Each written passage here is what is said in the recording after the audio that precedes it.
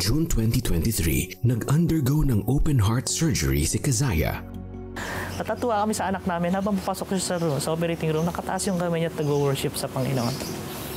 So, masaya kami, may kurot sa puso, grabe yung kaba namin. But there's something within us na kino-confirm ng Panginoon, everything will be okay. Pinag-pray namin and we believe. And sabi namin, Lord, do it. It's your part na. Sa panahong ding ito, mariin na pagdarasal at pagtitiwala sa Diyos ang ginawa ni Jobert at Vangie. Naniwala kami, pinag-pray namin, at wala na kami ibang pwedeng gawin. Ang Lord na yung gagawa nun. Pero some part of me, joyful na alam kong lalabas yung anak ko dyan ng buhay. Makalipas ang ilang oras, isang magandang balita ang kanilang natanggap. Hindi ba kayo na-inform? Bakit? Ganyan. Successful ang operation kanina pa. Nagre-recover na lang yung anak ninyo. Nasa recovery room na lang. So, sobrang tuwa namin yung time na yan. It's a success na her heart is all good na. And ito na yung Lord, ito na yung pinapaniwalaan namin na she was healed. Dagdag pa rito, mabilis din ang naging recovery ni Keziah matapos ang surgery. Kanyang tube, tinatanggal niya na. Ganun siya kalakas, nagwawala siya. Yung oxygen niya na nauhugot na, yung pagka-intubate niya, tinatanggal niya. Tapos talagang very alive siya. And we are praising the Lord kasi kahit charity kami, grabe kung paano nila inalagaan si Zaya. Nadiskubre rin ng mag-asawa ang kahulugan ng pangalang Keziah. Nung sinearch namin, ang ibig sabihin sa Bible ng Keziah, it means going back to the heart of God. Parang sabi namin, of all the meaning, talaga ba may kinalaman sa puso ng Panginoon? And na-inspire kami during that time that God is really into something big this time. Lumipas ang ilang buwan, answered prayer din para kay Vangie at Jobert ang pagsara ng butas sa puso ni Keziah. Ngayon, sobrang galak at saya ang naranasan ng pamilya Maningo. Gigising kami araw-araw ng may ngiti sa puso at labi namin na we are with our baby miracle every day. Nung binigay sa amin ng Lord yung conviction to name her after Keziah, hindi pala buo pa yun ng ganun. Padadaanin pa kami sa process na talagang masasabi namin na it is really God's restoration. It's part of redemption is to go back to the heart of God. At yun nga, nagkaroon siya ng operation sa heart. But eventually, nothing happens by accident. All things works together for good talaga. It's always a reminder for us na totoo pa rin ang himala ng Panginoon. Nagpapagaling ang Panginoon at naghihimala pa rin siya araw-araw. Matapos mapagtagumpayan ang matinding hamon sa kalusugan ng anak, panibagong hamon pa rin ang hinarap ng mag-asawa. Alamin yan sa pagtatapos ng kanilang kwento bukas. Napakaganda, no, Felici? Keziah, going back to the heart of God. Yes, going back to the heart of God. Alam niyo ba na tayo ay nawalay sa puso ng Panginoon dahil sa ating mga kasalanan? But because He loves us, He found a solution. At ang solution na yan ay nasa Panginoong Jesus. Siya ay dumating para pagbayaran ang ating mga kasalanan sa krus. And anyone who acknowledges this, who believes and receives Him, muli kang babalik sa heart ni God. Tayo'y manalangin. Panginoon, patawarin niyo po ako. Ako po ay makasalanan. Ako po ay nalayo sa inyo dahil sa aking mga kasalanan. Patawarin niyo ako. Lord, tinatanggap kita today bilang aking tagapagligtas at Panginoon. Gusto kong manumbalik sa inyo, Panginoon. Gusto kong maranasan ang plano mo para sa aking buhay. Lord, be my Lord from this day forward. Be my Savior. And this I pray in the mighty name of your Son, Jesus Christ. Amen. Amen. Panginoong Jesus, tinatanggap ko po kayo na aking Panginoon at tagapagligtas. Sumabay ka ba sa panalangin upang tanggapin si Jesus? Narito ang CBN Asia Prayer Center para sa iyo 24/7 upang tulungan kang magsimula ng panibagong buhay na punong-puno ng pag-asa, kapayapaan at tagumpay. Just text YES, your name and location o mag-chat sa The 700 Club Asia Facebook Messenger.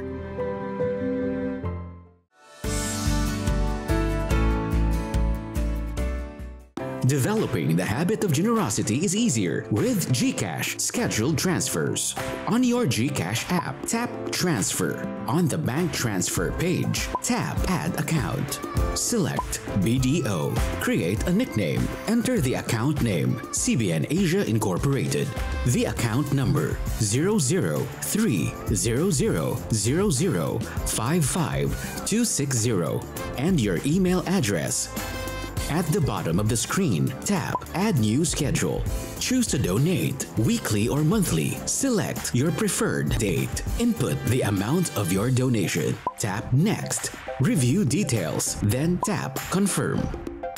Good will come to those who are generous. Become a CBN Asia partner today.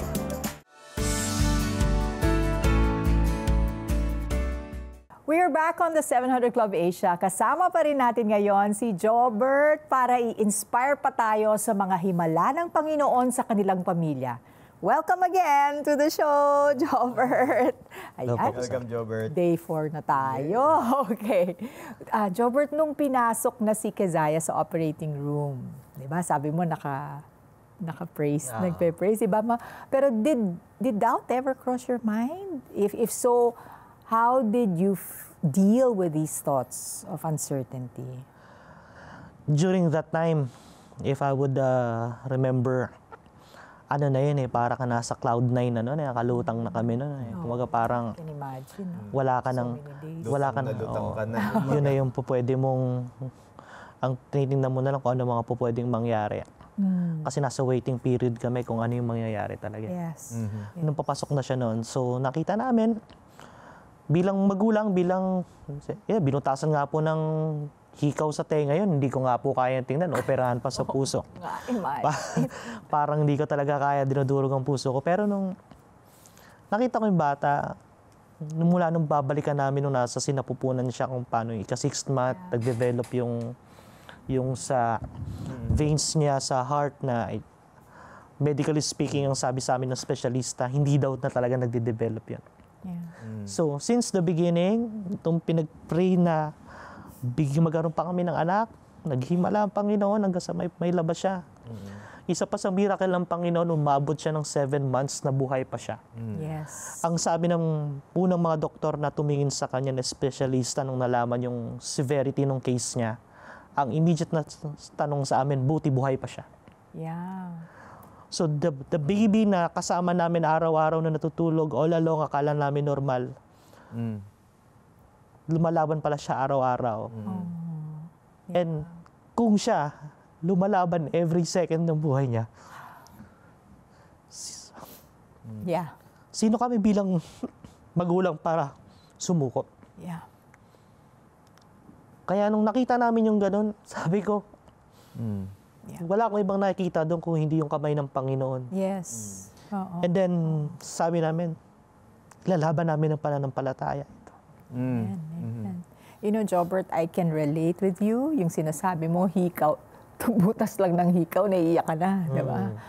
Yung iyak ng anak mo, talagang, di ba, ramdam na ramdam mo yun, di ba? So, pero ang nakikita ko dito is, man can say what they can say, but God has still the last say. Diba? Exactly. Tama. You know, speaking of last say, ilang araw nating nakita kung paano lumaban si Jobert and Vangie sa pamamagitan ng pananalangin. Yes. Di ba? Kita natin yun. Talagang, Jobert, pinag-pray mo rin ba na ihanda ka ng Panginoon sa anumang maaaring resulta ng operasyon ni Keziah? Na paano mo naman ito sinabi kay Lord? Ang hirap nito, di ba? Yung parang, Lord, ikaw Not ba? my will, but Oo, yours. di ba? The last say of God. Paano mo pinag-pray ito na, Lord, Paano mo hinanda yung sarili mo rito? Ito yung mga moment na tinuruan kami ng Panginoon to really walk by faith. There was one time nung kami naghihintay ng tawag ng PGH kung kailan ang schedule niya for cardiac cath niya. Para malaman kung siya ay operable pa. May chance pa kahit maliit na mabubuhay siya. The Sunday, I was assigned sa church to preach, to share the Word of God. Nagising ako na madaling araw sa panaginip na in my dream, si Zaya inilubog ng malaking kamay sa tubig na nakadapa. Nung inihahon siya sa tubig at nakatiyaya siya, it's very clear yung dream ko na yon. Maybe sa iba, they find it awkward, but I still believe that God speaks through dreams. Yes. And in my dream, yung malaking kamay na yun, ibinibigay sa akin ng anak ko na katiyaya. At sabi ng Panginoon, anak, pinagaling ko na siya. And I had a conversation with God in my dream na, Lord, paano siya naging magaling? Hindi pa siya nga naka-cardiac, hindi pa siya na-operahan. Ang sabi ng Panginoon, it's very clear. Na-operahan ko na siya at magiging maayos siya. Magiging smooth ang buong proseso na hindi mo mamamalaya na tapos na. God has prepared me in my prayer life. And once you are in the spirit of prayer, up until today, God can still speak. And isa yun sa pinanghawakan ko. Kaya the night before siya maoperahan, tumatawag yung mga doktor sa akin, bukod sa kinakausap si Vanji sa hospital kasi siya nagbabantay. At ako'y nasa bahay na asikaso yung panganay namin. Doctors are calling me, saying, Daddy, posibleng sa operating room mamatay ang anak mo, ha? Not only one, not only two, not only three doctors ang nagsasabi sa amin. At ang lagi ko sinasabi, nakangiti ako habang sinasabi nila yon. Pero Doc, may pag-asa, di ba? Yeah. May pag-asa. Opo, meron po kaso maliit. Kasi rare case na to. But, I don't know, it's the peace of God that God put in my heart to prepare me for this moment. Oo naman, in fairness naman to the doctors, no? Many times they tell us what they think is gonna happen. Yes. Para lang ma-prepare din tayo for any eventuality. Yeah. You know? I mean, it's there, no? Pero iba pa rin talaga yung may relasyon ka sa Panginoon and you have that direct connection with Him and He is impressing upon you certain You know, things. it's a practice in medicine na, you know, these professionals, these experts, do not give false hopes. Yes. Pero ang maganda doon, God gives us the true hope, Amen. Yeah. which you already received even before you hearing all of these bad reports. Pero syempre, di ba, sa kwento na to, minsan may mga kontrabida eh. Jobert, meron ba kayong na-encounter na mga kontrabida na sa halip na makatulong sa inyong pinagdaraanan, naging source pa ng discouragement ninyo? At paano nyo ito hinarap ni Vanji at paano nyo dinulog sa Panginoon? Marami. Kapag ang demonyo gusto kang guluhin sa magandang bagay na ginagawa ng Panginoon, marami talaga. Hindi may aalis yun. Siguro one of the greatest lesson that we've learned during this process is how we could disregard those negative things. Siguro hindi ko na-elaborate yun, yung mga bagay na yun, pero marami. From petty things, from relatives, from friends na brought up ng issue. But God has taught us not to look at those petty things in life. Up until now, we are benefiting from those things na if we have a goal, if God has placed something in our hearts, whether it's a vision, it is a dream, or whatever we've been praying for, kung papansinin mo lahat ng negative things, walang mangyayari sa buhay mo eh. And that what makes difference, at isa yun sa sinolidify ng Panginoon sa amin, na principle not only spiritually, but mentally and emotionally as a human being. So parang you choose your battles. Yes. You know, parang gano'n, di ba? Tama. Okay. So ano sa palagay mo ang maaaring mangyari sa'yo at sa misis mo kung dinanas nyo ang mga pagsubok na ito at hindi nyo kilala si Lord. Hindi nyo kilala ang Panginoon. Wala na, finish na. Siguro kung di namin kilala ang Panginoon, umpisa pa lang, wala na. Siguro, nambabae na ako. Siguro, naglulong na ako sa alak. Siguro, naibunton ko sa ibang tao yung problema namin. Nanisi ka na ng Nanisi na ako ng iba. Maaaring kinurse ko na ang Lord. Pero nasa Panginoon kami. Hindi madali, pero it's worth it. Wow. It's worth it. Wow. Maaring dumaraan ka sa isang matinding pagsubok tulad ng kay Jobert, and you are feeling overwhelmed and searching for answers. Know this, the Lord is always willing to meet you right where you are. In every season of life, we can place our trust in His unfailing love. Trust His love, you know. His wisdom is available to guide us through every challenge we face. At nais ka naming anyayahan na makipag-ugnayan sa aming 24/7 Prayer Center. Ang aming mga trained prayer counselors ay naririto para sa inyo, handang makinig, manalangin kasama ka at magbahagi ng karunungan mula sa Biblia. Huwag kang mag-atubiling tumawag, ang numero ay nasa inyong screen. Pwede rin kayong mag-chat sa Facebook Messenger. Ang keywords ay The 700 Club Asia. Maaari mong balikan ang mga bagong kwento at episodes ng The 700 Club Asia na nagpatibay sa iyong pananalig sa Panginoon sa YouTube channel nito. Mababasa rin sa cbnasia.org ang mga devotionals na makakatulong sa iyong pag-aaral ng salita ng Diyos at magsilbing gabay sa iyong prayer time. At para sa mga madalas na busy, ang Tanglaw ay nagdadala ng espiritual na pagkain upang patatagin ang iyong loob araw-araw. Ito ay madadownload ng libre sa Google Play Store, iOS, Spotify at Apple Podcast. Make Tanglaw a daily habit para lalong malapit ang salita ng Diyos sa puso mo, saan ka man magpunta. Sa aming pagbabalik, makakasama naman natin ang may bahay ni Jobert na si Vangie. Yan at marami pang iba pagkatapos ng ilang mahalagang paalala. Diyan lamang kayo.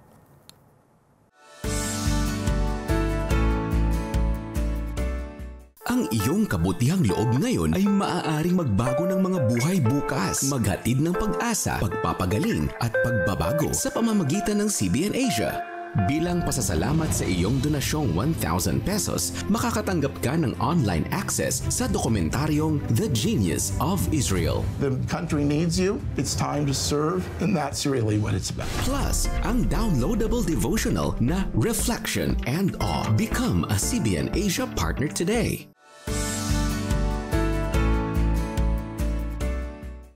We're back on the 700 Club Asia. Isang blessing na makakasama sa set ang misis ni Jobert na si Vangie. Thank you for joining us today. Ayan, thank you ha. Nakasama ka namin muli. Okay, as a mom, Vangie, ano yung mga situations that caused you to be discouraged? At ano yung ginawa mo para ma-overcome ito? Yun nabanggit ko nga last time. Ang pinakamahirap sa akin, yung parang I was called to be kasama dun sa prayer intercessor. Tapos yung mga pinagpipray ko before about sa mga anak ko, hindi nasasagot. Sabi ko, Lord, baka hindi ako yung ayun, discouragement para sa akin. Yun yung parang naging ko, Lord, may kasalanan ba ako sa'yo? Yeah. Yung ganun. But I know ang Lord ang sasagot sa lahat ng panalangin ko. Baka lang, sabi ko, Lord, iba na lang yung magpe-pray. Okay. Okay. So that's how you responded to it. Na until now, do you still believe that He does not hear your prayer? Or nung Kisaya, the Lord taught me again how to pray and to trust Him. Okay. Talagang yun yung naging mold ng Lord uli na ibalik ako dun sa point ng mananalangin muli ako at magtitiwala ako muli sa'yo. Okay. Okay. Na talagang si Lord naman talaga ang nakakaalam, no? So, bago pumunta doon sa operating room at bago makarating doon sa point na yun, ano yung paghahandang ginawa mo, Vangie, mentally, emotionally, and yung importante dito, yung spiritual preparedness mo. Paano mo ito pinagandaan? Nung time nung Kisaya, when we learn na meron siyang TAPVR, we choose people na makaalam ng totoong sitwasyon. We choose people na makakasama namin dun sa prayer journey namin. So hindi basta-basta kung sino hindi lang. namin sinabi sa lahat. Okay. Kasi instead na baka kami yung itulungan baka kami pa yung mag-encourage dun sa mga ano, hindi kaya ng anak ko to. Baka ma-discourage pa kami na, naku, mahirap yung pagdadaanan ng mga anak mo, di ba? Pinili nyo na yung Pinili namin yung mga taong makakaalam ng totoong sitwasyon niya. Okay. And Selected people. Kasi Tsaka yung iba na nakakaalam din, mas nauuna pa silang na-discourage kaysa sa amin eh. So ayaw naman namin na maging pabigat sa ibang tao yung naririnig yung story namin. Maganda yun. Gusto namin maging blessing sa kanila, tapos maririnig nila frustrations, mga disappointments. So paparating namin sa kanila kapag okay na. Yes. And wisdom yun. Wisdom. And talagang nagsulat ako, I have this pink notebook. I write talaga yung mga healing verses sa Bible. Amen. So, hinanap mo yung mga Hinanap ko healing talaga, verses. tapos nag-post ako without telling anyone ano yung pinaka sitwasyon ni Zaya. I post FB message na please parang put something about yung mga Bible verses. Talagang sinusulat ko yun and I declare to her. Amen. So bilang isang ina, ano ba ang pangarap mo para sa iyong mga anak at paano mo ito mai-impart sa kanila? Pangarap namin sa kanila yung pinakamataas na plano sa buhay nila ng Lord. Kasi ang dami nilang pinagdaanan. And this testimony namin bilang pamilya, dadalhin nila yun. They can share, lalo na si Zaya, yung pinaka-scar niya. It's a testimony of God's goodness sa kanya. Amen. And talagang yung prayer namin, we are raising a leaders. Okay. We are raising a godly leaders na susunod sa mga susunod na panahon. And we are raising na talagang mga batang may banal na takot sa Panginoon. Oo. Kasi nakikita mo na parang pinipigilan sila no? But through the grace and mercy of God, hindi nangyari yon. Praise the Lord. Si Jobert naman, no? Jobert, tinawag ka ng Panginoon, no? Para maging leader. At ang leader, sila yung source of strength, no? Sila yung tinitingnan ng pamilya, kumbaga, sinusundan. May time ba na nanghihina ka para magampanan mo ito?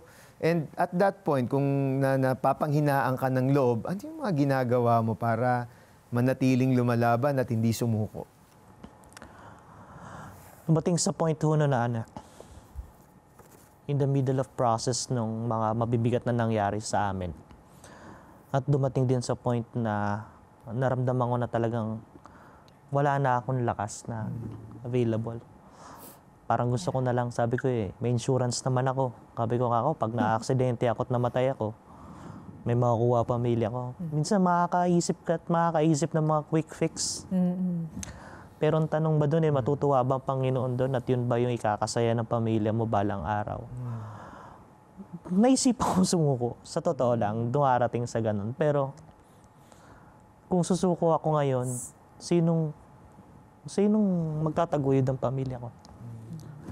In the first place, it is my utmost dream to establish a godly family. At kung walang ama na maninindigan na may pananampalataya, who would lead them? Puro babae ako. Lalaki sila na ang hahanapin nilang lalaki balang araw. Ganun din ba mahina at bibigay? I want them to grow even wala na kami na alam nila kung anong tama at alam nila kung anong dapat nilang panghawakan na pananampalataya at mindset. Yeah. Ganda. Wow. Na talagang ang Diyos ang source. Maganda yung sinabi ni Jobert, no, na tinayuan niya lang yon hindi dahil malakas siya. Kumuha lang din siya ng lakas mula sa Diyos. At yun din yung gagawin natin ngayon. Na, alam mo, ang panalangin, hindi ibig sabihin na kaya mong utusan ng Diyos kung hindi pinapaalalahanan natin ang ating sarili na ang Diyos ang may kasagutan, sa Diyos nanggagaling ang kalakasan. And maybe, hinang-hina ka na ngayon. Ngayon, ikaw mismo na nanonood nitong kwentong ito, na ilipat mo lang ang iyong, na-scroll mo lang ito, na ilipat mo lang ang television channel na yan. But we want to remind all of you that you can always go to God in prayer, regardless of your situation. Walang maliit, walang malaking problema na hindi kayang solusyonan ng Diyos. We will pray today that your prayers can be heard by God. The answer could be a yes or a no or wait, but He always listens. And He always have the best answer if we will continue to put our trust in Him through prayer. So why don't we pray right now? Heavenly Father, we are praying for these people who are going through a difficult moment in their lives, a difficult situation. Akala nila imposible na ito, pero with you, God, nothing is impossible, Father God. You can raise dead people to life. You can bring sight to the blind. You can make crippled people walk again. There's nothing too difficult for you, God. And maybe you are going through a challenge because you feel you're all alone. Let me remind you of this. God is not deaf to your cries.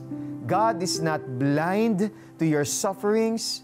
And God's hand is not short to reach out to you and rescue you right now in the name of Jesus. Salvation can happen to you. Salvation can start in your household. There is nothing too difficult because God is the creator of the universe and He is our loving Father. He is a personal God who can rescue you in whatever situation you're going through. By the power of God, we pray in the name of Jesus, salvation, restoration, and healing can happen right now in your household, in your family, in the name of Jesus. Amen and amen. Naramdaman ko na tuloy-tuloy ang pag-recover ko. Doon ko naranasan yung kapangyarihan ng Diyos. Wala kaming pera pero naitayo namin yung farm na ito. Nag-restore sa akin, finances, trabaho, lahat po yan galing sa Panginoon. Tulad ba nila ay sinagot din ng Panginoong Jesus ang iyong panalangin? We want to hear it from you. Please text answered prayer and share your story with us. Send it to 0917-126-1442. Life's trials are not meant to break us, but to draw us closer to our Heavenly Father.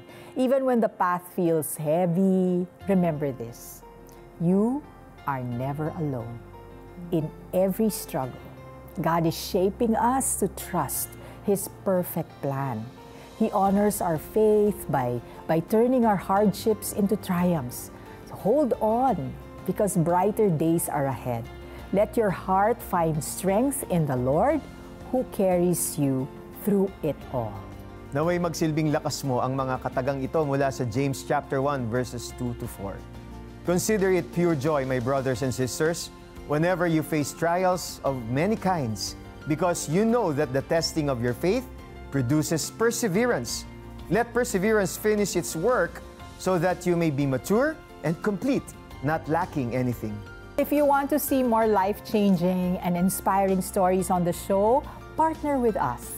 Call the number on your screen or scan the QR code. Makakasama pa rin natin si Jobert at Vangie bukas para sa pagtatapos ng kanilang kwento dito lamang sa The 700 Club Asia, same time, same channel. Laging isa puso na tayo ay ligtas at payapa dahil ang Panginoong Jesus ang ating sandigan. Pagpalain kayo ng Diyos. Paulit-ulit na karamdaman, may kagalingan pa kayang matatamo? Parang kulang pa ba yung lahat ng pinagdaanan ko? Sa pagpapatuloy yan ang kwento ni Jobert Maningong Dito lang sa The 700 Club Asia, Biyernes, alas 12 ng gabi sa GMA.